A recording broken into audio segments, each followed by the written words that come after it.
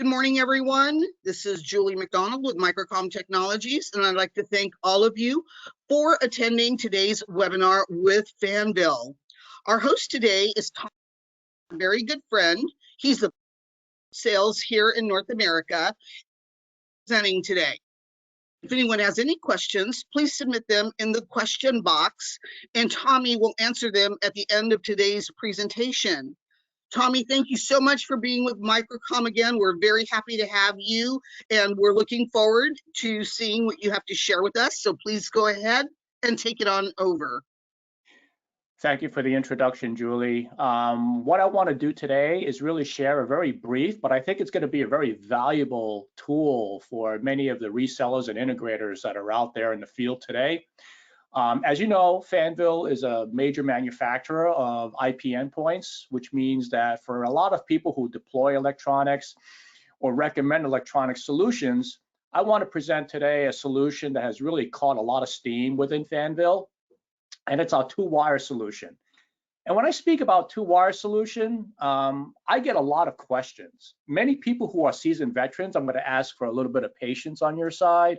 But at the same time, there are people that are coming in and say, what does that mean, two-wire solutions? Some people know what two-wire is because they've been in the business for a long time and they see what's going on. And that's fine. But then others are saying, you mean some people do something with a speaker wire? And I say, all right, let me just dig a little bit, step a little bit back and kind of define what a two-wire solution is. And when I define a two-wire solution, all of us people who deploy IT into the marketplace, whether it's healthcare, business, schools, elderly homes, I mean, you name the marketplace, we have to deal with connecting a lot of these infrastructures together. And very often when we come into a brand new building, we have to ask ourselves a question: is that building really armed enough to really take care of all of the infrastructure that are in place? And what I intend to do is really take a step back, because a lot of the newbies that actually come on and see my videos, what you'll end up seeing is people that say two-wire. What does it really mean? And I'm just going to do a little bit of a description and say what that is. And in fact, what this is kind of an outlet of some of the inbox that it's actually in my own home. And what I state about here, I say, why don't I just talk about what I have in my house? And so what I did was, you end up having this box. And in the old homes where I actually live, is that all the rooms were outfitted with what we call an outlet box. You're going to probably see an old outlet box that looks like this. And what you may find in that outlet box, it's called technically an RJ11. Don't worry about the acronym. It was just a phone that you got at Citibank. If you gave Citibank like $500, they used to give you a narrow band phone that you could just kind of plug in, and they got 1 or 2 speed dials. And the good news is you plugged in that phone anywhere within the socket and it went fine. And what happens is that in the outside closet of your home or your business or any healthcare facility, college, campuses, internet has to come in from somewhere, and somewhere when it comes in into this box, it then has to be deployed throughout all of the buildings. Here is where the conflict lies, is that most buildings that are built, maybe 20 plus years ago, were all outfitted with this two-wire solution. What do I mean by two-wire? It's typically located as POTS. What does POTS mean? It means plain old telephone service. And what that is internet typically came in, or the outside, line kind of came in from the central office into a box. And ultimately, all these little, what I call a rat's nest of wires. Every house likely comes some. If you live in a brand new house, this will all be outfitted with like Cat 5 or Cat 6 wires, which is the much thicker one. And I'm going to give you a difference between the two, but some of these kind of get wired in this two-wire, and this two-wire gets deployed into the house, and it goes into all the different rooms, and you see each one of these boxes in all of these rooms. What is the difference between the old two-wire versus the old Ethernet wire? Most of the people that I'm talking today likely will have an IP phone in their office. And here's the difference between the two. If you look in the back of your phone, you have a kind of a larger connector, which is the RJ45. This is what most IP solutions connect to. And it's a much larger connector, typically containing anywhere between 5 cables, 5 little mini wires and up, versus a two-wire cable. And I say, wow, here it is. I look in the back. This cable is a lot smaller than the RJ45. So what do you do when an integrator walks into a building? They're budget limited. They say, look, I want to upgrade this building, but you know what? This foundation is only built on 2-wire, right? Solution, and they usually say 2-wire because they kind of know what the infrastructure is. If it's hooked up with 5-wire and it goes to all the offices, then you have a very easy deployment. But now, when many integrators are faced with a 2-wire solution, how do you go ahead and make a device that plugs into a much larger connection when the infrastructure has been wired with 2-wire? And here comes Fanvil. We actually have a device that we actually built that is capable of taking this 2-wire RJ11 solutions, which is very, very thin, and have it work on endpoints that have a 5-wire solution, which is a much larger connection. If you could see here, all the connectors, there's 5+ connectors, and here there's like 2, 4, or 5, but ultimately it's a way to kind of take advantage of the existing infrastructure so that you can have 5-wire endpoints on either end. How do we do that? It's pretty simple. In the old infrastructure in IP communications still, all of the old analog intercoms and analog phones, you know, many people may recognize what this phone looks like. Perhaps Julie and myself, we could even think back and say, this phone can now even date back to the old dial-up stages. And they all fit into the 2-wired and they fit into every slot. Now what happens when you go into a CAT-based Cat5 or Cat6, and this is some of the big, much larger connections that actually fit here, where all of a sudden, how do you go ahead and make this infrastructure work with here? And the way you do that is that you end up buying some gateways that we're going to do that can take an old analog system. You could take that out and then replace it with an Ethernet system. And what does that do? That allows ultimately the campus owner or the apartment owner save a lot of cost, because then they don't have to rewire their homes. Now, many people out there actually are into cabling, and if they want to do cable it and do it, that's fine. But what if you're in a situation where you want to cut costs and they're limited in budget? Here's a solution that will go ahead and do for you. In fact, what I'm going to do is I'm going to actually show a quick diagram that shows a couple of ports. And what we typically have is anything that you show here that's a green line. Green line is the much larger Cat5 and Cat6 Ethernet cable. And anything that you see in the red is the existing Cat2, or should I say the POTS wires, the old-fashioned wires that go in. And what ends up happening is, as I showed in the earlier picture, somewhere internet comes in from the central office. It could be Comcast, Verizon, whatever have you, will come to some sort of a switch in your closet, and that switch will give you probably, you know, a PoE switch, or perhaps some sort of switch that deploys internet throughout your building. And a lot of people who actually deploy wireless technology gets hooked into this switch. But you take one of these ports and you hook it into the PN24 8 port, or even a 1 port. This right here really depicts the solutions that Fanvil has. And there are advantages of all of these type of solutions. And let me just start off with the PN1.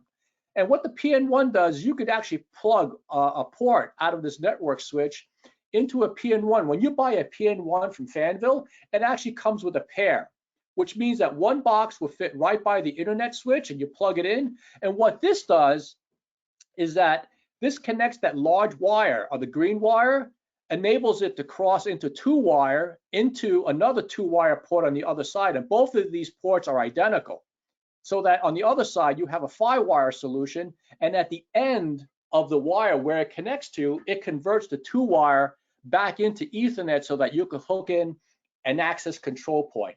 Our phone, any competitive phone in the world, it could be a camera, anything IP that's expecting a Cat5 connection, you can go ahead and do that, and you can use our 2-wire solution to overcome that 2-wire barrier. Now you may want to come with mass deployments. You have a mass deployment of a PN8 port as well as a 24-port switch, so you could take the internet that comes in with one of these Gig E ports, plug it into our PN24, PN8, and what this will do is this will allow it for you to connect through the infrastructure of the building across 2-wire, connecting to, and we have actual phones, both in hospitality as well as business phones, that are already configured that they have one of these boxes that have been integrated inside the phone itself. So it makes it for a very clean connection. And those clean connections, you could just plug it right into the wall, and therefore you end up having a case where you can actually take advantage of the building's two-wire solution, use our predefined phones that we make that has a two-wire converter already integrated into it in both the business as well as hospitality, and you come with a clean connection and that supports all of the functions that IP phones connect to. Now, all of a sudden, you may say, but you know what? I may not be a Fanvil fan. I want to do some other phones, but you may want to do a different model that we want to do because I'm used to working with the V series models, which we don't have yet. You could take one of these models, put it in to one of the rooms, and you can actually have external converter that will allow that two-wire that comes into the room or the office and convert the 5-wire and connect it to the IP point that you want. But here is one critical situation. The phones that we actually have modified or optimized for these two ports have been optimized from a power consumption standpoint.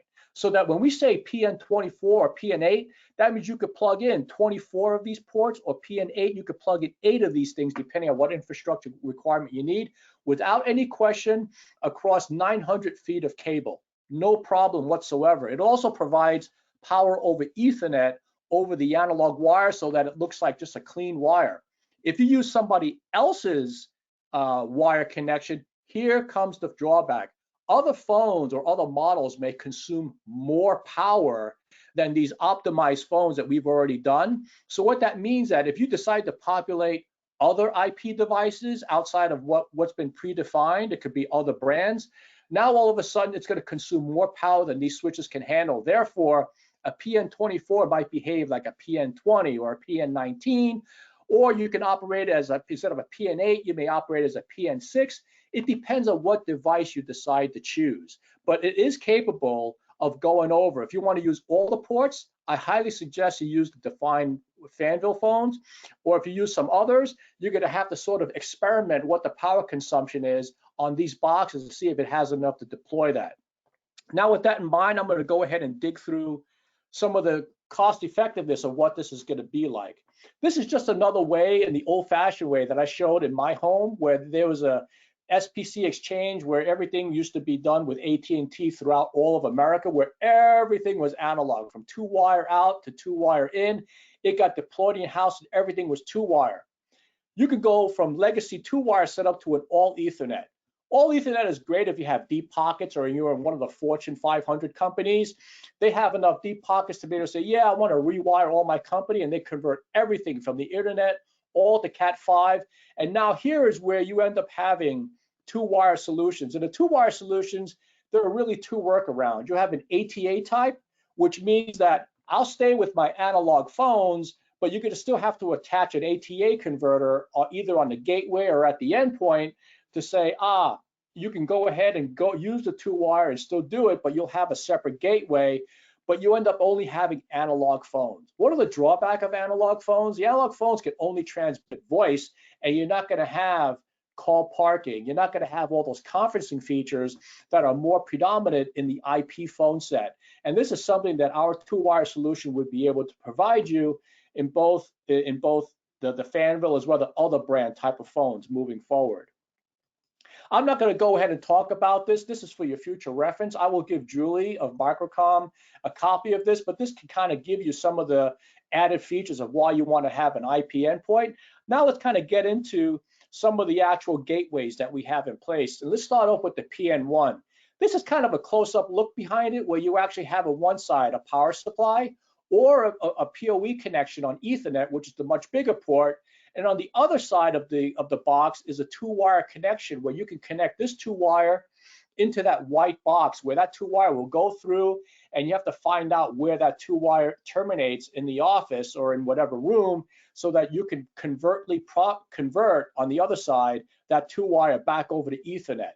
And that's really what it provides. It's capable of providing an RJ45, and this can serve as a bridge for any IP point. And the reason why we say any IP point, because this is just a one-port solution and provides its own power, which means that it has more than enough power to power any IP endpoint on the other side. On the other hand, you might have cameras. door phones, intercoms, phones. You may have a situation where you deployed all of these phones in the office, but you have this one gateway that leads out, and that's only hooked into 2-wire. No problem. You can actually use this PN1 solution to convert that 2-wire and have it hook up into any one of these IP cameras, of our brand or any brand phone that's out there. And that's where the limitation is. There is actually no limitation on the 1-wire. So on some of the brands that you have on the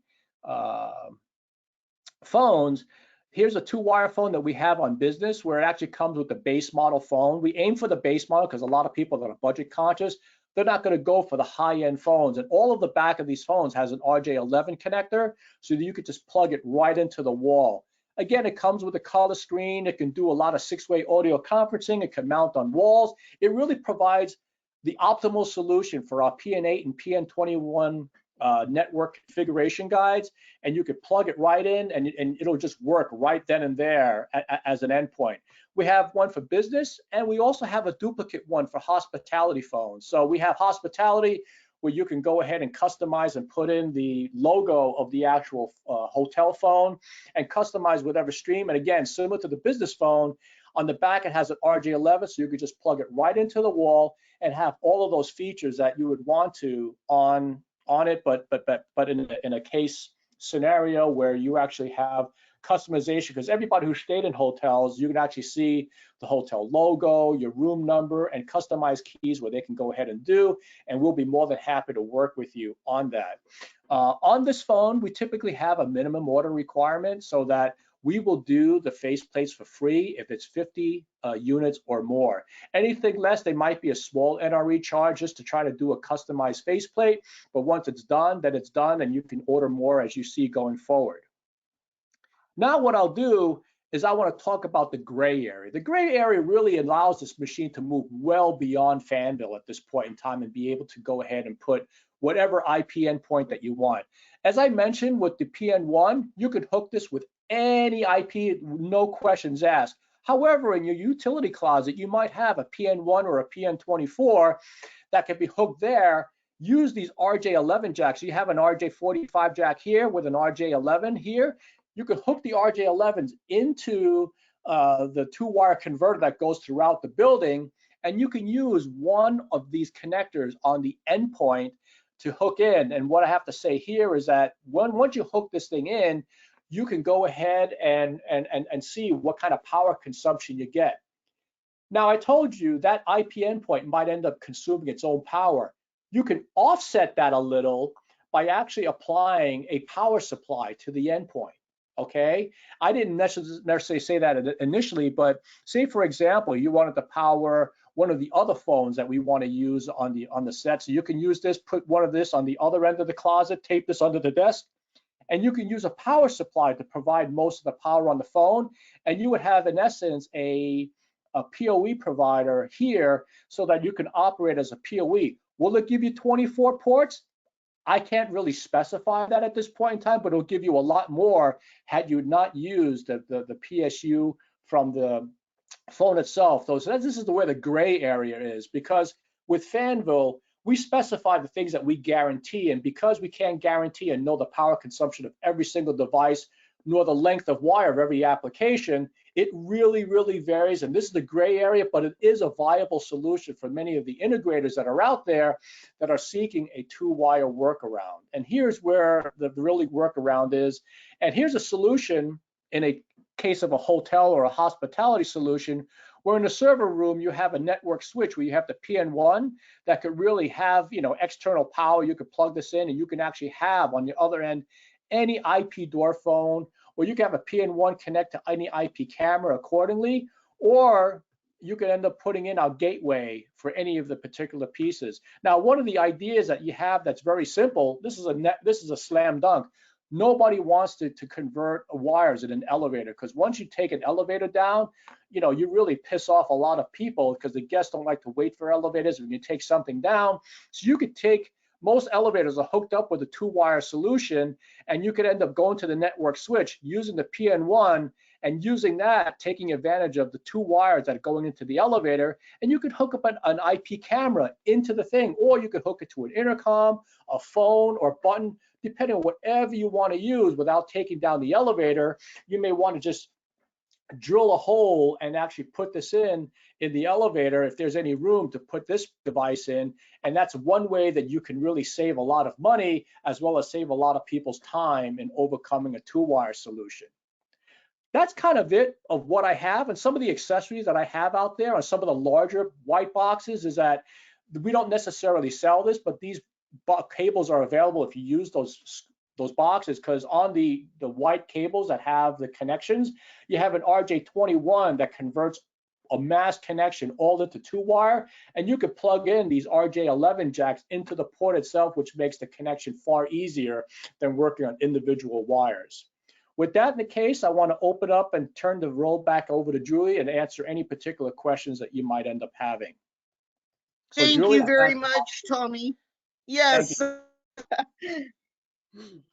Thank you, Tommy, so much for that presentation. And No it looks problem. like I've got some questions for you. Thank you. Let's go ahead and get started with the first one. Here we go. Yep. Can you tell us what are the key advantages of Fanvil's 2-wire technology over standard 4-wire PoE? Yeah, to keep in mind that this 2-wire advantage, this is a passive switch.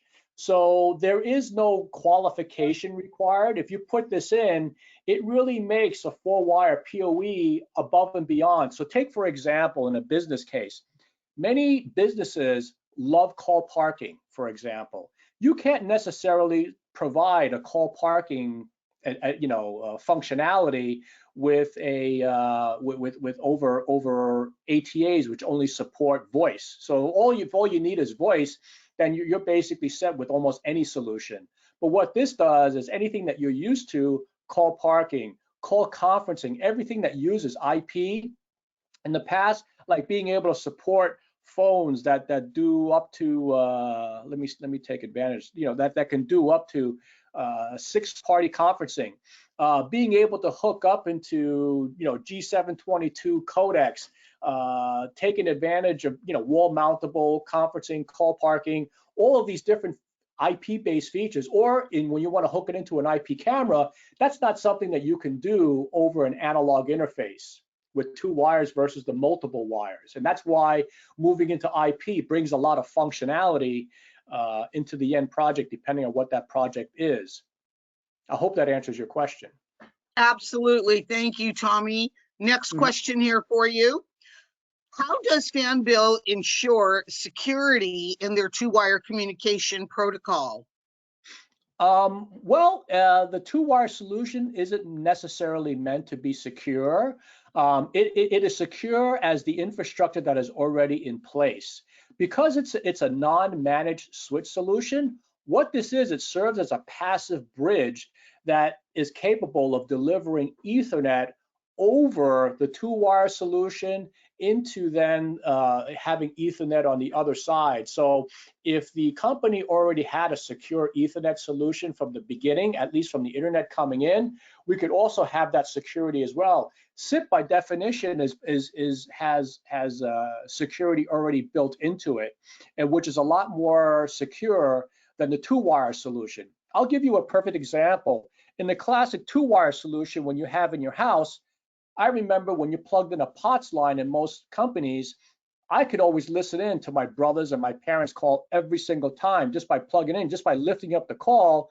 I could always listen in on their conversation. So POTS had 0 security, whereas on an Ethernet platform, most Ethernet, especially SIP-based Ethernet, has their own security built into the technology itself.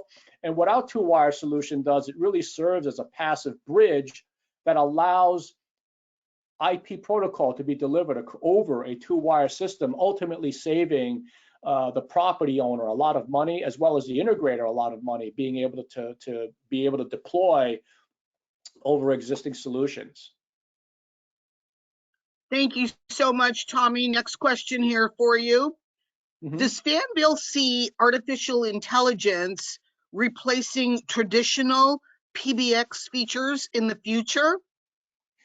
That's more of a PBX solution. In fact, most of the time you already see that with PBX solutions. I'll give you a perfect example. You can call up an airline solution. I typically fly American Airlines very often. And when I call American Airlines, hi, welcome Tommy Lee, is there something I can do? I can say make reservations, and it'll automatically say what airport are you flying into.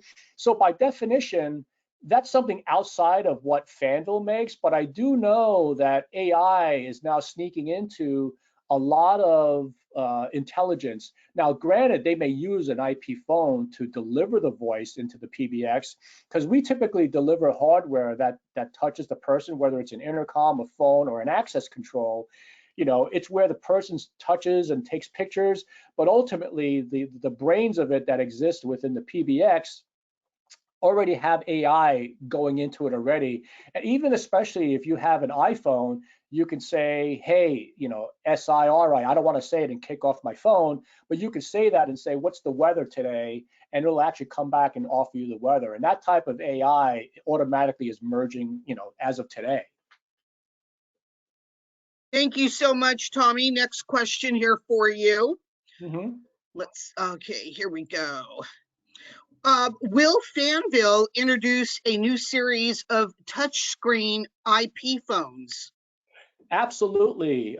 In fact, we've been doing IP touchscreen phones for many, many years, or at least well over a decade. We had our old X7s, which are touchscreens in the past, but if you actually look at our V66 solution, our V66 and V66 Pro are our touchscreen solutions in both Linux. We have Linux versions, analog versions that are all touchscreen. That provide with video, without video, many different solutions. And if you want to use that, in fact, this one here is a 65, but we actually have a full touchscreen solution. So the answer is yes. I highly suggest you go to fanvil.com, look at products, and look at our V-Series solutions. There, you'll see touchscreens and many different operating systems that'll suit your specific needs. Excellent, thank you. And Tommy, when we go to fanvil.com, can we find tech support and detailed information on every product?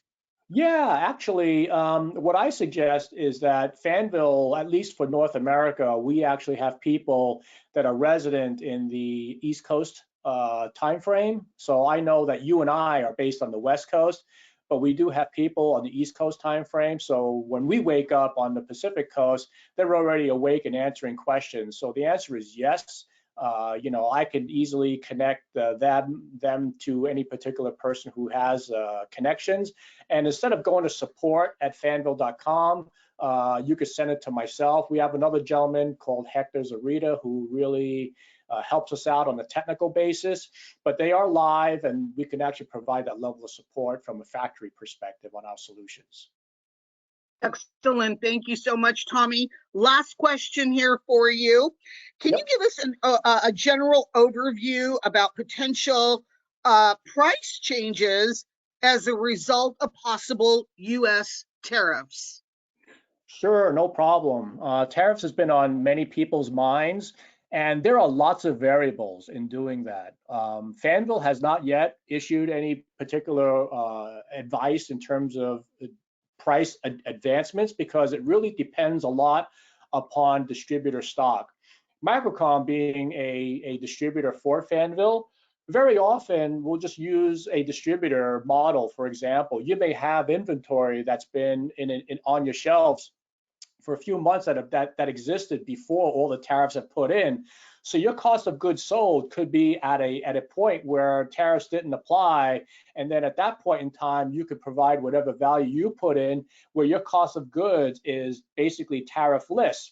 On the other hand, you may have other goods that may have already been sold out that may be subjected to different levels of tariffs, because everybody in the office knows that it could be 20% one month and it could be 110% the next week, and it could go down to 50. So right now tariffs are going up and down, and not only is it going up and down as a general rule, but also the stocking levels within each distributor are also variant. So you might end up catching some old inventory in our channel group that may be in existence before all of these things came in, and you might find yourself a great bargain. On the other hand, we don't expect our channels to lose any profit, because if their cost of goods goes up, all of a sudden we don't expect them to lose money, but then those costs of extra tariffs will end up being passed on. And of course, Fanvil, being a great manufacturer, we'll try to take up as much as we can, but we're not going to take up everything, and some of the cost of the additional tariffs will be passed on to the end customer. But it really depends upon the inventory level and the cost of goods sold to each reseller or integrator that buys from our channel. So if you call in, I suggest that maybe you can call in and kind of see where things are at, and you might be lucky enough to catch some stuff that might be procured before all the tariffs put in, and that's kind of where we stand, you know. So there are a lot of variables, and depending on all the variables, if they line up, then you might be in for a great bargain. Excellent. Thanks, Tommy. And if you don't mind, I realize that Fanvil, you guys have product shipping to us from China, but from Vietnam as well. Is that correct? That is correct. As an alternative, what we actually have on for many years is we've actually taken some of our large runners, the people that have been buying in high volume, and we've actually transferred material as a plan B and start building material outside of China into our Vietnam factory. And in that case, you know, they're built, and at least there, the announced tariffs are a fraction of what China's facing at this point in time. So, you know, given that, I won't say any numbers, but because tomorrow or next week it could be something different. But it is a fraction of what it is up front, and until we reach sort of a mutual agreement, it'll still fluctuate. But that's sort of our plan B to meet some of our high volume product line. Tommy, thank you so very much for answering all those questions for us today. And thank you to everyone in the audience. And if anyone has any further questions, please feel free to contact your sales rep, and Tommy will, of course, jump in if he ever needs to, or the group from the East Coast, of course. Or please email us at sales@microcomtech.com. And if you wish to view any of the products mentioned or shown here today, please remember that this webinar presentation has been recorded and will be uploaded to our Microcom YouTube channel so we can all view it again. Again, thank you, Tommy, our good friend with Fanvil, and we shall hopefully chime in with you again, perhaps in the fall, and I will touch base with you on that. Everybody, have a fantastic day. Thank you, Julie. Thank you, everybody. Thank you. Bye-bye.